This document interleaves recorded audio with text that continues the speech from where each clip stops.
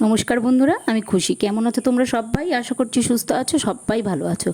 আমিও বেশ ভালোই আছি। দেখো, সকাল সকাল আজকে আর কিন্তু কোনো কাজ তোমাদের কাছে শেয়ার করা হয়নি। সোজাসুজি রান্নাঘরে এসেই ছেলে বলেছিল সেই আজকে লুচি খাবে, কালকে থেকেই বলছে যে লুচি খাবো লুচি খাবো।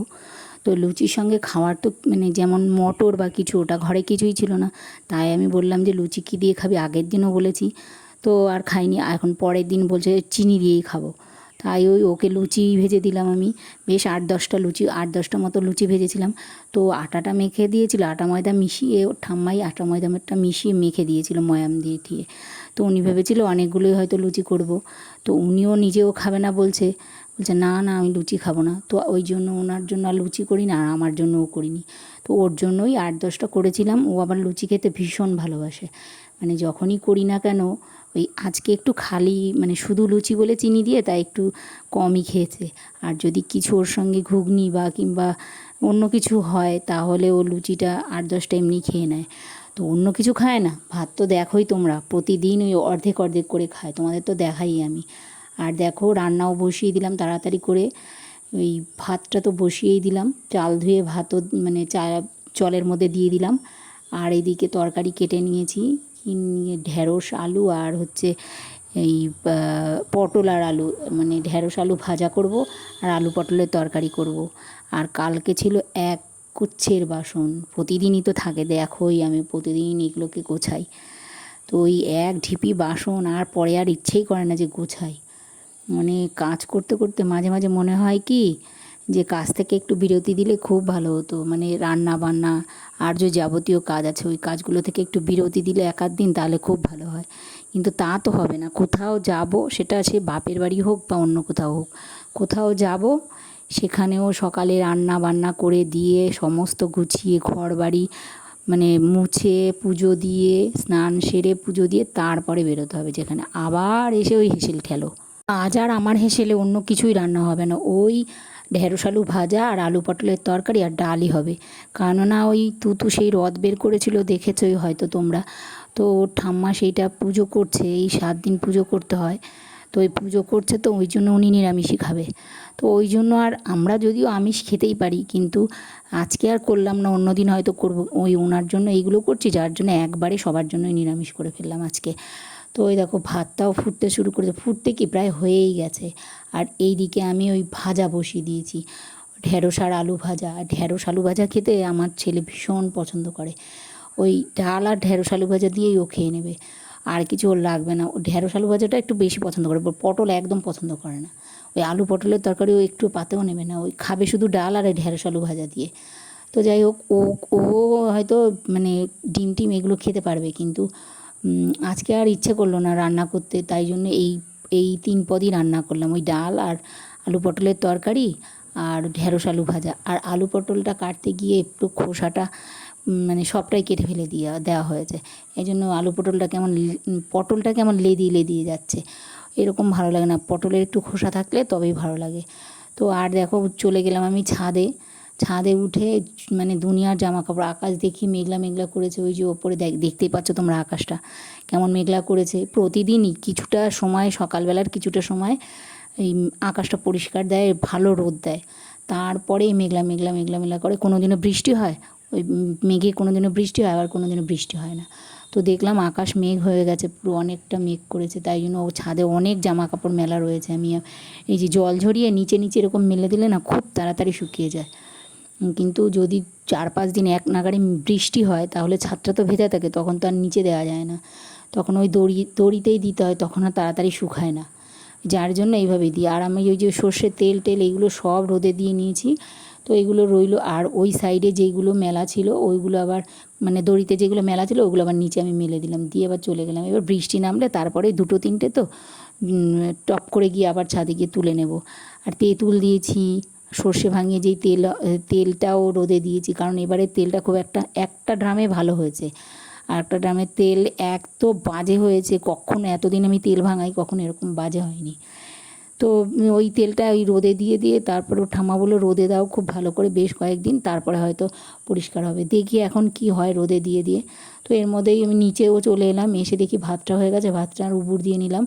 আর এদিকে আলু পটলের তরকারিটাও বসিয়ে দিলাম, একটু নুন আর হলুদ দিয়ে কিছুক্ষণ কষিয়ে তারপরে ওর মধ্যে টমেটো, জিরে জিরে গুঁড়ো আর লঙ্কা গুঁড়ো দিয়ে দিয়েছিলাম।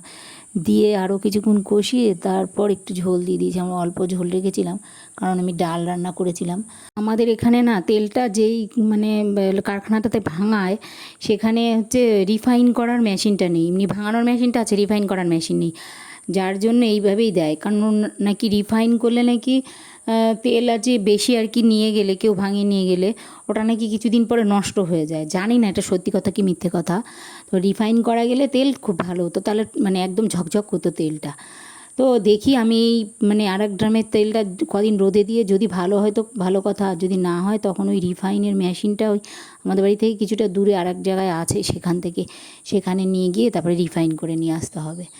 তো ওই আরেক ড্রামের তেল যেটা অন্য ড্রাম হয় ভালো তেল, সেটা দিয়েই এখন আপাতত রান্না হচ্ছে। ওটা রোদে দিয়েই তারপরে ছেঁকে তারপরে আরেকটা বোতলে নিয়ে রেখে ওখান থেকেই রান্নাবান্না করছি। আর দেখো মানে রান্নাবান্নার পার্ট মানে ফাইনালি শেষ করে, দুপুরের রান্নাবান্নার পার্ট ফাইনালি শেষ করে ফেলেছি। করেই দেখো তারপরে চলে এলাম ঘরে এসে গুচ্ছের জামা কাপড় ওইগুলো আবার ভাঁজ করলাম। জানোই প্রত্যেক দিনই গাদা গুচ্ছের জামা কাপড় হবে, গুচ্ছে 3জন মানুষ বাড়িতে, মনে হয় যেন মানে 8-10 জন মানুষ।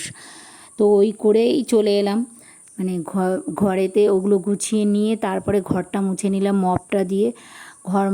ঘর মুছবো কি মানে সারা ঘরে শুধু পিঁপড়ে, সে দিন হোক আর রাত হোক জানি না, এত পিঁপড়ে এই বছর এইরকম এত পিঁপড়ে দেখছি, মানে আমি অবাক হয়ে যাই যে এতই কালো কালো পিঁপড়ে এই বড় বড়। তো তাও কি করব, ওই ঘর মোছার আগে একবার ঝাড় দিয়ে নিলাম, ঝাড় দিয়ে নিয়ে তারপরে ঘরটা মুছলাম।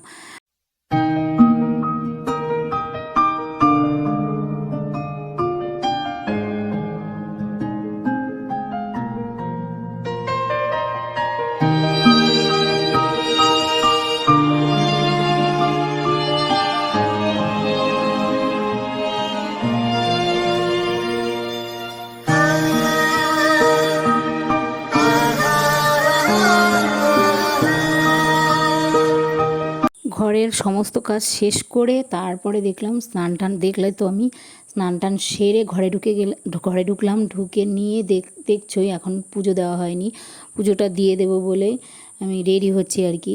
তো পুজোর সঙ্গে পুজোও দিয়ে নিলাম, আর দেখো পুজো দিয়েই রেডি হয়ে নিলাম। ওই যাব একটু বাজারে ডাক্তার দেখাতে, কেননা আমার পায়ে একটু অসুবিধা হয়েছে, পায়ের আঙুলে। তো তোমরা দেখতে পাবে, আমি দেখাবো মানে কোনো একটা ব্লগে আমি দেখাবো। এখন ভীষণ ব্যথা পায়ের পুরো আঙুলটাতে। তো ওই ডাক্তারের কাছে গিয়েছিলাম, আর দেখো কিছু মুদি বাজার মানে শেষ হয়ে গিয়েছিল, ঘরে ছিল না আর কি আনা মানে। তো ওইগুলোই আমি নিয়ে আসলাম, যেমন বিস্কুট 2 প্যাকেট বিস্কুট আনলাম, সার্ফ আনলাম এক্সেল আর কি একটা, তারপরে আনলাম কি যেন স্লাইস রুটি, তারপরে এনেছি চিনি, কিশমিশ, চার মগজ, এইসবই আনলাম। আরও 2টো জিনিস রয়েছে ফ্রিজে, আমি পরে তোমাদের দেখাচ্ছি ওই 2টো কী জিনিস এনেছি। আর দেখো আমি চা বসিয়ে দিলাম, আর এদিকে দুধটাও জাল দিয়ে নিলাম। আর চা বসিয়ে ওই স্লাইস রুটি যেটা এনেছিলাম, ওই ছেলে বলল যে শুধু সেঁকে দিতে, বাটার দিয়ে খাবে আর কি। তো যাই হোক ওই সেঁকে নিচ্ছি আমি, প্রায় 5-6টা মতো মানে রুটি সেঁকেছি। এই রুটিটা খেলে না আমার ভীষণ গ্যাস অম্বল হয়, ছেলের হয় কি না আমি জানি না, কারণ এখনও সেরকম কিছু হয়নি ওর। তো আমার ভীষণ গ্যাস অম্বল হয়, তো তবুও আমি 2টো খেয়েছি। প্রচণ্ড মানে গ্যাস হয় এই রুটিটা খেলে, তাই জন্য দেখো মানে ওকে 3টে দিয়েছি আর আমি 2টিতে, বোধহয় 5টা মতো সেঁকে নিয়ে আমি যেই 2টো নিয়েছি, সেঁকতে দেখি 2টো রুটি পুড়েই গেছে। ওই চায়ে চিনি দিয়েছি, নাড়িয়েছি, এগুলো করেছি না, আর পাশে দুধ বসিয়েছি, আবার দুধের দিকে তাকিয়ে, কারণ আমার দুধ বসালেই উতলিয়ে পড়বেই, একটু অন্যমনস্ক হলে পড়বেই দুধটা, কেন জানি না। মানে বসাবো হচ্ছে মানে কোনো বুদবুদিও হচ্ছে না, তো অন্যদিকে তাকাচ্ছি আর ঝম করে পড়ে যায় কতটা দুধ। যাই হোক ওই তোমার ওই 2 প্যাকেট মতো দুধ এনেছিলাম, 1 প্যাকেট দুধ আমি ওই জাল দিয়ে নিচ্ছি, আর 1 প্যাকেট মানে দুধ রয়ে গেছে। তো ওই আমি একবার এই দেখো ওই পাউরুটিটা সেঁকে নিয়ে পাউরুটির গুঁড়িতে গ্যাসে ভর্তি হয়ে গেছে, যার জন্য আমি আবার ওই এরকম পরিষ্কার করে নিলাম ন্যাকড়া দিয়ে। তো করে নিয়ে আমি দেখো আমার চাটা নিয়ে ঘরে চলে গেলাম, আর ছেলে তো মানে দুধ আর ওই স্লাইস রুটি আর কি সেঁকে নিয়েছিলাম ওইটাই দিয়ে আসলাম। দিয়ে আমার চাটা নিয়ে আমি ঘরে চলে গেলাম, আমাদের ঘরেতে গিয়ে ওই স্লাইস রুটিটা রেখেছি, মানে আর যেইটুকু খাওয়া হয়েছে আর টুকুটা রেখে দিলাম আমি কৌটোর মধ্যে করে। তো মানে আর ওই যে চা নিয়ে আমি ঘরেও চলে গেলাম, চাও খেয়ে নিলাম। আর এদিকে দেখো ওই যে ফ্রিজ থেকে দুটো জিনিস এনেছিলাম ড্রাগন ফল, ওটা অর্ধেকটা খাওয়া হয়েছে। আর দেখো ওই আর একটা দুধের প্যাকেটও রয়েছে, আর এনেছিলাম ডিম। এই দুটোই তোমাদের দেখানোর জন্য আমি ফ্রিজটা খুলেছি। আজকে ফ্রিজটা দুবার খুলেছি, আবার পরে দেখতে পাবে তোমরা আমি ফ্রিজ খুলেছিলাম। তো ওই চাও খেতে বসে গেছি, খেয়ে নিয়েছিলাম বললাম না যে খেতে বসে গেছি, এই চুবিয়ে চুবিয়ে চায়ের মধ্যে চুবিয়ে তারপরে ওই মানে পাউরুটিটা আমি খাচ্ছি। তো খাচ্ছি, হঠাৎ করে একবার কারেন্ট চলে গেছে। আর মশা কাকে বলে, মানে আজকে 3-4 দিন ধরে এত মশা হয়েছে, ছোট্ট ছোট্ট গুড়ি গুড়ি মশা। জানলা খোলা পেলে বিকেল প্রায় 4:30-5টা নাগাদই জানলা দিয়ে দিতে হয়। আর জানলা দিয়ে দিলে ঘর মানে গরম হয়ে যায়, জানো না। তো কী করবো, মশার জ্বালায় ওই অল আউটও জ্বালালে বেশিক্ষণ জ্বালালে গন্ধ লাগে ভীষণ। তো ওইভাবেই জানলা দিয়ে দিই, কদিন হলে জানলা দিই। আর দেখো ওই সন্ধে হয়ে গেছে, সন্ধে সবাইকে জানাই শুভ সন্ধে। আর ওই দেখো আমাদের তুতু কী করছে, একটা কাঁঠাল পাশের বাড়ি থেকে দিয়েছিল না, ওই ছেলে খেয়েছিল, তো আরও অর্ধেকটা প্রায় রয়ে গেছে, ওই কাঁঠালটা একটু বেশি মজে গেছে। তো আমি রান্নাঘরে এনে রেখেছি ওই দেখো। আর তুতু কি ওইটার মধ্যে সেই বড় বড় যে বলি না সারা ঘরে মানে পিঁপড়ে ভর্তি, বড় বড় কালো পিঁপড়ে, ওই কালো পিঁপড়েগুলো তুতু মারছে। মানে ওই কাঁঠাল খেতে পিঁপড়ে পুরো লাইন দিয়েছে। আর ওই দেখো আমাদের তুতু কী করছে, ওই এই কাঁঠালে পিঁপড়েগুলো মারছে। এর মধ্যে ওর ছেলের বাবা নিয়ে চলে এলো সেই বাজার থেকে বিরিয়ানি। বললাম না আমাদের নিরামিষ ওই দুপুরে সকালেই খেয়েছি। ওই ছেলের বাবা হঠাৎ নিয়ে চলে এলো। তো এবার ছেলে বলছে বিরিয়ানি খাবে না, ও বাজারের বিরিয়ানি। তো ওই জন্য ওই আমি আর তুতু খেতে বসে গেছি। দেখো তুতুকেও দিয়ে নিয়েছি। তো আমি খেয়ে দেখি বড্ড ঝাল দিয়েছে, মানে বাজারের বিরিয়ানি তো এতটা ঝাল দিয়েছে। তুতু খেতে খেতে বলছে যে সত্যি খুব ঝাল হয়েছে। ও মাংসটা খাচ্ছে আর মানে একটু করে মানে বিরিয়ানি ভাতটা আর কি খাচ্ছে। খেতে খেতে আমার খাওয়া হয়ে গেছে, আমি উঠে গেছি। তো ও আমাকে বলছে যে ও সত্যি আমাকে একটু জল দাও। তো জল দিয়েছি, ও এক ঠোক জল খাচ্ছে আর তারপরে বিরিয়ানিটা খাচ্ছে। তাই আমার ছেলে আবার ওকে বলছে যে এই ভালো না, না লাগলে ঝাল লাগলে খেতে হবে না, বেশি জোর করে খাস না। তো দেখো ও খাচ্ছিল, কিন্তু খেতে খেতে আমাকে বলছে যে তুমি আগে জল দাও, তুমি ফ্রিজ পরে খুলবা। তো ওই দেখো ওকে আগে জলটা দিয়ে নিলাম। আর ও একটুখানি খেয়ে আমাকে বলছে যে মানে সত্যি আমি আর পারছি না, অনেক ঝাল। তো আর ও খায়নি। তো আমি ছেলের জন্য রুটি করবো বলে ওই যে ফ্রিজে খুলছিলাম, আটা মাখা ছিল সকালের, ওটা দিয়ে রুটি করবো বলে ওই মানে ফ্রিজ খুলছিলাম। ওকেও জিজ্ঞেস করলাম তাহলে কি তুই একটা রুটি খাবি, বলছে হ্যাঁ। তাই ওই পরে রুটি খেয়েছে ও একটা ফ্রিজ খুলে আটাটা নিয়েছিলাম আমি, নিয়ে গিয়ে তারপরে মানে রুটি বানাবো বলে রান্নাঘরে চলে গেছি। ওকে বলে গেছি আমি যে তুমি একা একা খাও, এই ঘরে তো লাইট জ্বলছে। আমি রান্নাঘরে গিয়ে ওর কাকাও ওর ঘরে, তো একা একা বসেই খাচ্ছিল। তো এর মধ্যেই মানে আমি রান্নাঘরে গিয়ে রুটিটা বানাচ্ছি, আর এর মধ্যে বোধহয় একবার লোডশেডিং হয়েছে আর ও কান্না করছে। কারেন্টটা যাওয়ার সঙ্গে সঙ্গে এবার চলে এসছে, তো তাও কান্না করছে। তাই যাই হোক আবার গেছি ওর কাছে, দেখো তাতেই দেবার দেরি তো হয়েই যাবেই, স্বাভাবিক ব্যাপার। এবার তারপরে ছেলেকে আমি জিজ্ঞাসা করছি কিরে কটা রুটি খাবি তুই, কারণ ও তো প্রচণ্ড নষ্ট করে জিনিস। রুটি বলবে 2টো খাবো, খাবে 3টে, বলবে আর একটা দাও। আবার যখন 3টে করবো বলবে যে আরও রুটি 2টো খাবে, এই করে। তাই বললো যে 3টে খাবে। তো যাই হোক ওর সঙ্গে আমি চিল্লামিল্লি করছিলাম যে কটা রুটি খাবি বল। তো ও বললো 3টে খাবে। আর তুতুর জন্য আবার একটা রুটি করলাম। তো এই 4টে রুটি আমি করলাম। তো যে রুটিগুলো দেখো সুন্দর ফুলেছে, কিন্তু রুটিগুলো ওই যে লুচির জন্য সকালে যে আটাটা মেখে রেখেছিল না, ওটা দিয়ে আমি রুটি করে নিয়েছি। তো আবার কি এখন আটা মাখবো নাকি, তো ওই জন্য ওটা দিয়েই আমি রুটি করে নিয়েছি। তো ছেলের ওই ডিমের অমলেট দিয়ে খাবে বলেছে, তাই জন্য ওর জন্য ডিমের অমলেট করে নিয়েছি।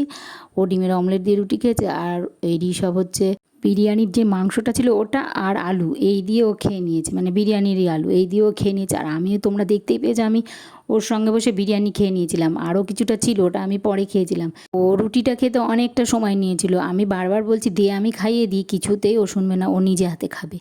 এদিকে কিন্তু ওর মা অনেকক্ষণ এসেছে, যেহেতু ওর মাও ডাকাডাকি করছিল। আর এদিকে 9:30 না বাজলে ও খেতে বসবেই না। ওর দাদা বারবার বলে গেল যে তুই 9টা বাজে খেয়ে নে, না আমার মা বলেছে 9:30 বাজে তারপরে খাবো। তো ভিডিওটা আর বাড়ালাম না, সবাই সুস্থ থেকো, ভালো থেকো আর অলওয়েজ হ্যাপি থেকো, আর আমায় কিন্তু মনে রেখো। Good night.